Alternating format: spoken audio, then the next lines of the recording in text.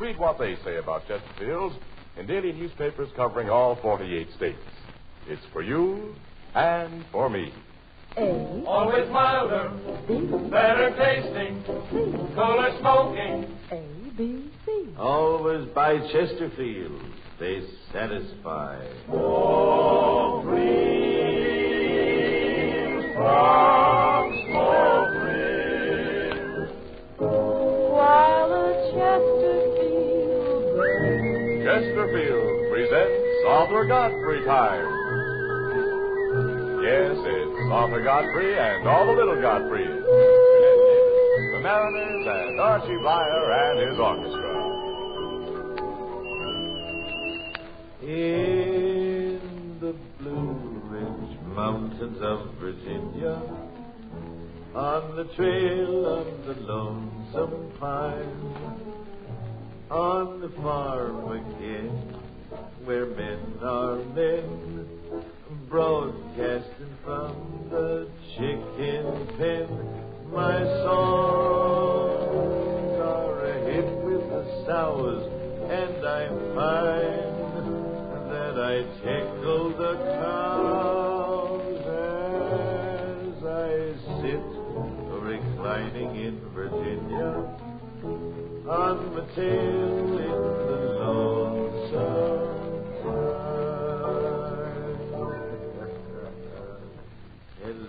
Hello, everybody. Happy bellyache to you. I got a letter from Mrs. Gerald R. Parrish of Washington, D.C. She says, you seem to enjoy in the Blue Ridge Mountains of Virginia so much, I thought you'd like to hear some alternate lyrics, which I learned as a child. Arch, give me that intro again. In the Blue Ridge Mountains of Virginia stood a cow on the railroad track. She was a nice old cow with eyes so fine, but you can't expect a cow to read a railroad sign. So she stood in the middle of the track, and the train hit her right in the back.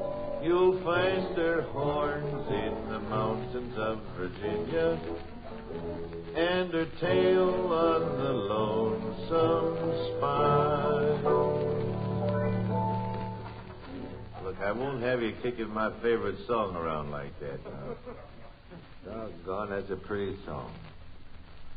It's, well, here it is the day after Thanksgiving, and I got a sort of a far-away feeling. Reason is I can't crowd up any closer to the mic. I'm sitting here like a hibernating bear, wearing my old purple pajamas, trying not to breathe. These pajamas used to fit me, too, but today I got a bare midriff. Speaking of which, who was it gave me this? Jill Warren, wasn't it? Yeah, Jill Warren gave me an ad out of the New Yorker just before she left for the West Coast. Maybe you saw this ad about tuck-away pajamas. Tuck-away pajamas. You can tuck your shirt inside your pants, you see. And it says it puts that daytime good looks into bedtime attire.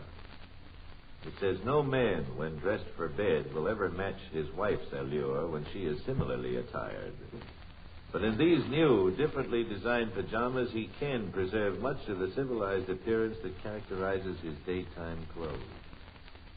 Do we really look so uncivilized in our pajamas, huh? It says, by hanging the sleeves of the jacket like those of a suit coat and cutting the trousers just like smart slacks, we avoid entirely the scarecrow shapelessness of ordinary pajamas with their bow-legged trousers and flour sack coats, and afford worthwhile dividends of comfort and self-respect.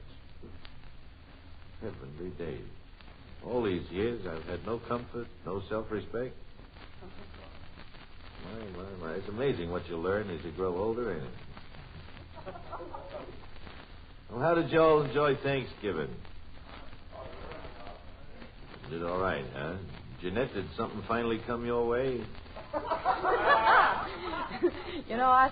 Yesterday after the show, there were so many nice telephone calls that came in, people asking me to have Thanksgiving dinner with them that I couldn't acknowledge them all. But I never thought that anything like that would happen when I said I didn't have anything to do. That ain't what you said. You said you didn't have a beat-up thing to do. Well, at that time, I didn't. But it turned out real fun. That's what I thought. That's what I thought. Yes. We had quite a party here, quite a party. Archie said that the Thanksgiving party he went to last night was sort of nip and tuck all evening. Just took one nip and then tucked another. And down here, a fellow walked up to me at the party and said, "It's awful dull, ain't it? Let's go home." And I said, "It's dull, all right, but I can't go. I'm the host." So we sort of stuck around. We had stuffed olives here yesterday. You know what's a stuffed olive, don't you? It's a grape with a tail light. How about doing a little song for us, Jeanette, huh? Since you did so well yesterday. I heard you rehearsing a beautiful song. I want you to sing it specially for me. It's called "You're the Apple of My Eye, My Dear," and "Rotten to the Core."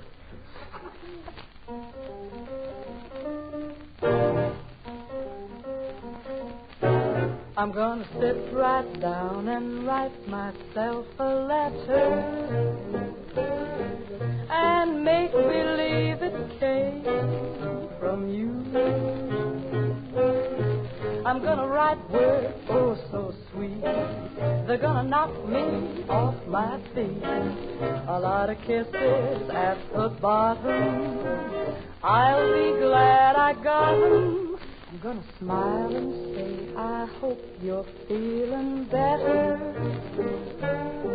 and close with love the way you do. I'm gonna sit right down and write myself a letter and make believe it came from you. Gonna sit right down and write myself a letter and make believe it came from you. I'm gonna write words oh so sweet, they're gonna knock me off my feet. A lot of kisses at the bottom, I'll be glad I got 'em. Gonna smile and say I hope you're feeling better, and close with love the way you do. I'm gonna sit right down and write myself a letter and make believe it came from you, and make believe it came from you. Yes. Make believe it came from you. I would like to suggest that you do yourself just about the greatest smoking favor you can. Try Chesterfields today, my friend. There's no kidding. You really will be doing yourself a smoking favor when you smoke Chesterfields. I'll tell you why. I'll tell you on account of why. Chesterfield always has the right combination of the world's best tobaccos. Always mild, ripe tobaccos for Chesterfield.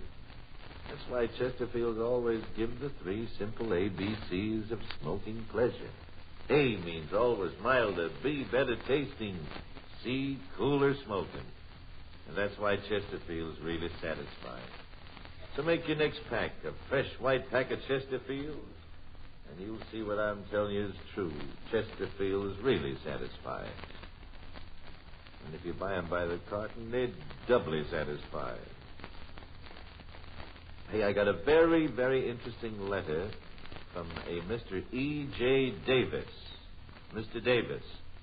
That's an engineer in Chicago. Ain't no kin of yourn, is he, Jeanette? No, my father's AC. AC. Alternating current. This is Mr. E.J.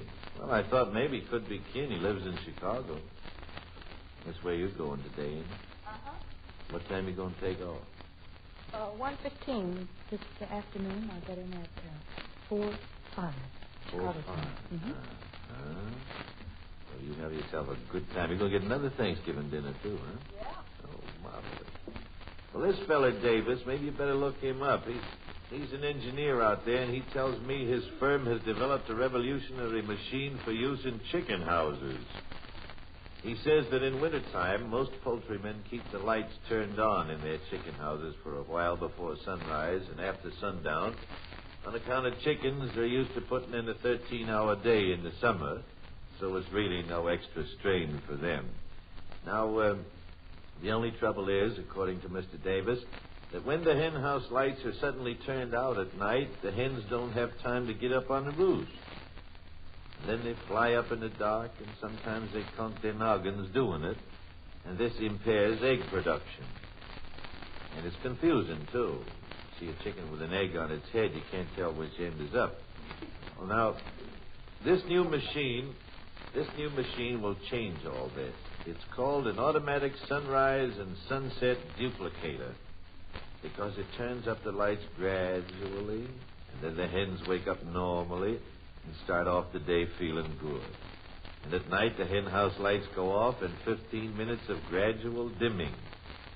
This increases the output, according to Mr. Davis, and causes the eggs to be laid an hour earlier, same as I do when I'm on daylight saving time. I was going to get one of those new machines for my hen house, but I got a cheaper idea.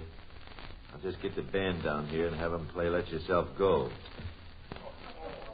Which reminds me, you boys have no doubt been working on a tune. How about a little thing called Sometimes I'm Happy?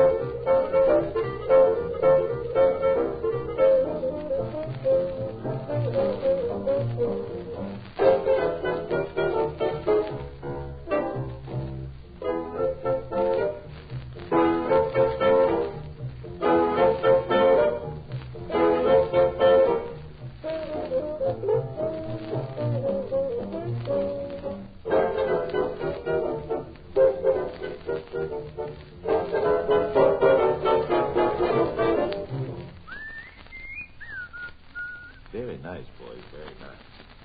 That was Archie Blyer and his boys. Cy Schaefer, the trombonist, went to a party last night dressed as a hula dancer. Somebody slipped a piece of ice down his back, and he won first prize, I hear. Got a note from a listener here. Says, Tuesday you said you wanted to do something new and different, and you came up with a mystery. Says, I have another suggestion. Sometime, why don't you try comedy?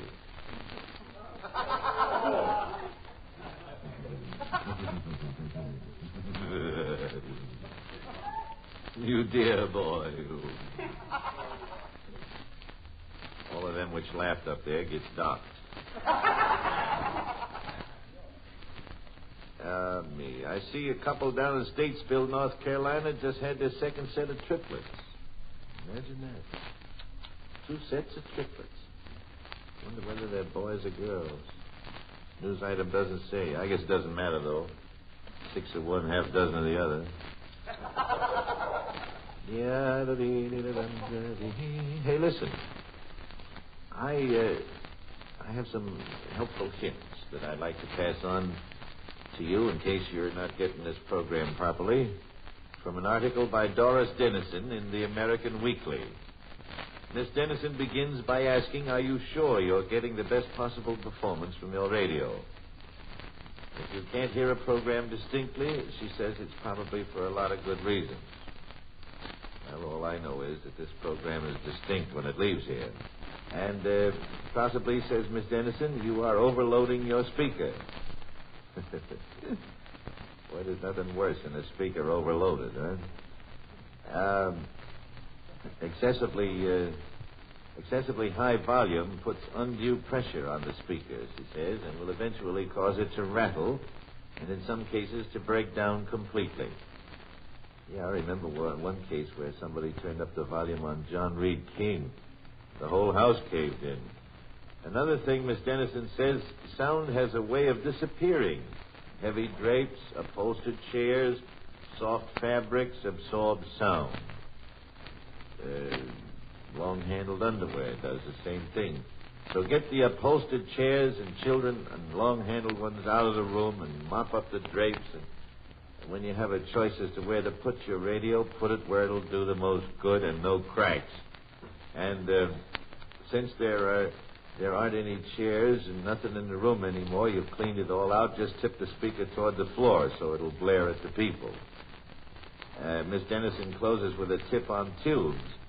She says a radio will often function even with some of the tubes worn out, but the reception will certainly be less pleasant. So if anybody thinks that this program is more unpleasant than it used to be, don't tell me your troubles. Put in some new tubes. Here are 4 lads who had a terrific Thanksgiving. They went to a party, too. When the hostess asked them to take off their masks, they had to confess they weren't wearing one. They've got quite a nice song for us, though. A very pretty song called When You Wore a Tulip and I Wore something, I forgot. Red Rose. Red Rose. You wore a tulip, a sweet yellow tulip, and I wore a big red rose. When you caressed me, 'twas then heaven blessed me. What a blessing, no one knows. You made like cheery when you called me dearie. 'Twas down where the bluegrass grows. Your lips were sweeter than julep when you wore the tulip, and I wore a big red rose. I met you in a garden in an old Kentucky town. The sun was shining down. You wore a gingham gown. Time has not changed your loveliness. You're just as sweet to me. I can't forget the days that used to be. When you wore a tulip, a sweet yellow tulip, and I wore a big red rose. When you caressed me, 'twas then heaven blessed me. What a blessing, no one knows. You know that you made like cheery when you called me dearie. 'Twas down where the bluegrass grows. Your lips were sweeter than the tulip when you wore a tulip, and I wore a big red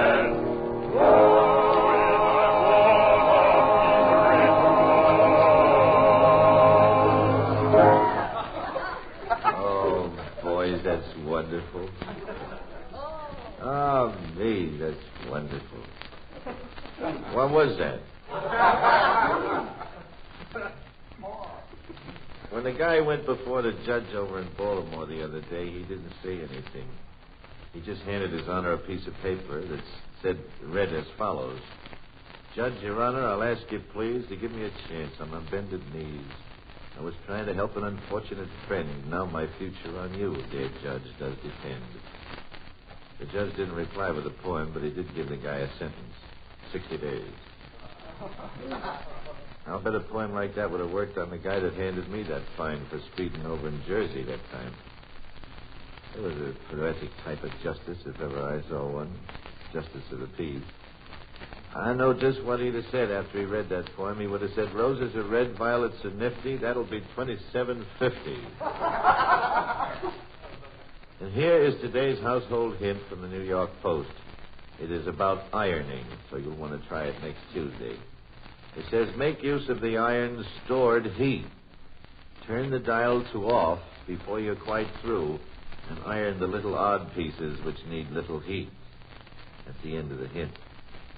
I suppose by little odd pieces they mean things like rumpled shoelaces, and quilt patches, damp dry cleaner tags, that sort of thing. Incidentally, if you use old-fashioned flat irons, don't bother turning that dial off. It reminds me of the story of the vacuum cleaner salesman. You remember that story? He was given a home demonstration for a prospective customer. He hauled out a large paper bag and proceeded to scatter the contents all over the lady's beautiful living room rug. Mud, gook, dirt, anything, all kind of stuff in there. And he made an awful mess of it. And then he said, "Now, madam, I'll eat every bit of this stuff that this vacuum cleaner doesn't pick up." The lady turned and started out of the room, and the salesman said, "Where are you going?" She says, "I'm going to get the salt and pepper. You see, we don't have any electricity." Yeah,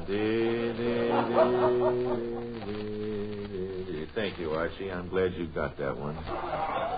Will you kindly explain it to the rest of the cast this afternoon? I have a... Gee, there's quite a song I wanted to do for you this morning. What the heck? I've forgotten the words. Now, if I can just forget the melody, it'll save everybody a lot of grief, won't it? Tell you what, instead of that, let's have Jeanette Davis sing a beautiful thing called Solitude. In the Solitude.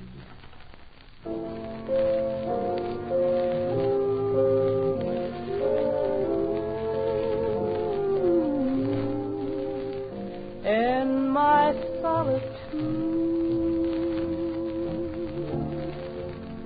you haunt me with reveries of days gone by. In my solitude,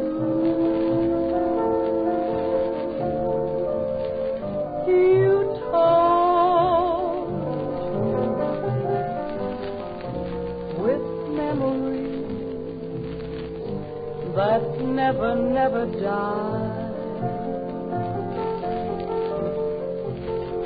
I sit in my chair, I'm filled with despair. No one could feel so sad. With gloom everywhere, I sit and I stare. I know that I'll soon go mad. In my solitude, I'm praying, dear Lord above, send back my love. I sit in my chair, I'm filled with despair. No one could be so sad.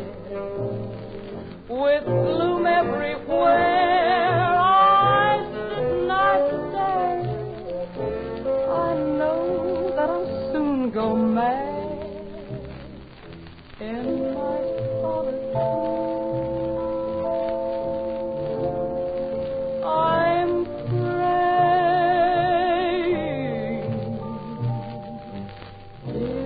Lord above, send back my love.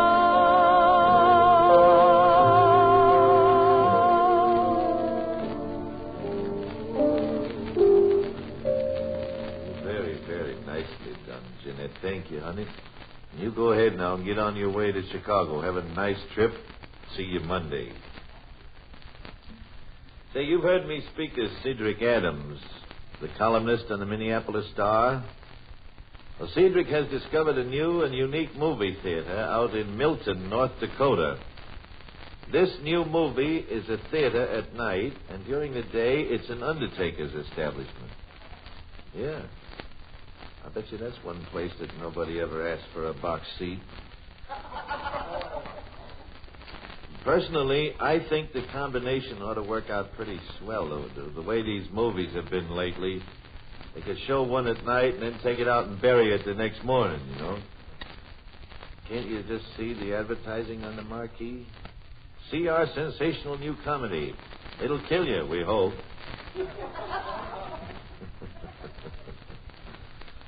My gags would get all the biggest laughs on this show if it wasn't for the way Schaefer dresses, doggone it. Say, I have a letter here from, what'd you do, explain it to him, Arch? I don't know. Who knows what he wears? Well, I told you about what tobacco farmer Claude Whitehead had to say about the pleasure that comes from smoking Chesterfields, huh? There are thousands of smokers who smoke nothing but Chesterfields every single day. And there are some darn good reasons why so many smokers are satisfied with Chesterfields. Just like I tell you, Chesterfields always give you the right combination of the world's best tobaccos. Always the mild, ripe tobaccos for Chesterfield. And in the second place, this Chesterfield blend and these Chesterfield tobaccos always give you those ABCs. A, always milder. B, better tasting. C, cooler smoking. So why don't you try them today, huh? Do me a favor, will you? And you will do yourself a great service. Buy yourself a carton of Chesterfields today, and by the time you've finished them, you'll be a dyed-in-the-wool Chesterfield fan from now on. How about another song out of the Mariners? Got time, boys, huh? Sure you have. Hurry up. Whiffenpoof song.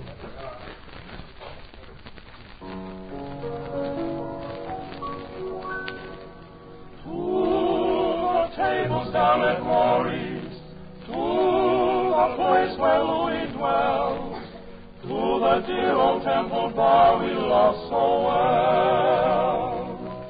Sing, the whiffenpoofs assemble with their glasses raised on high, and the magic of their singing cast its spell. Yes, the magic of their singing, oh, the songs we love so well. Shall I wasting and the horning and the rest?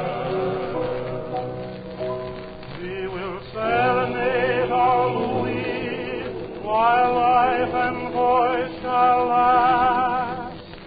Then we'll pass and be forgotten.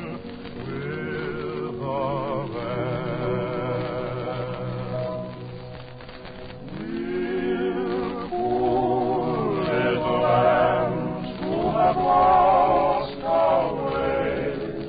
Ba, ba, ba. We're little black sheep who have gone astray. Ba, ba, ba. Gentlemen songsters off on the street, from here to eternity. Lord, have mercy on such as we.